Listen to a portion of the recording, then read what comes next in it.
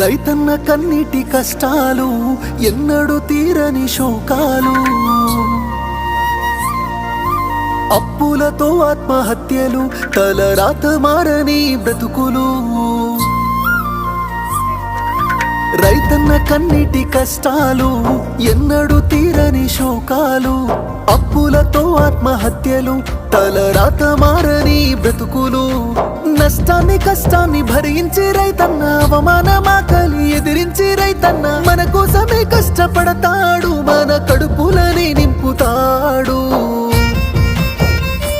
అయినా రైతన్నకి నాడు ఉండదు కంటి నిండా కునుకు, రైతన్నకే పూట దొరకదు కడుపు నిండా మితుకు.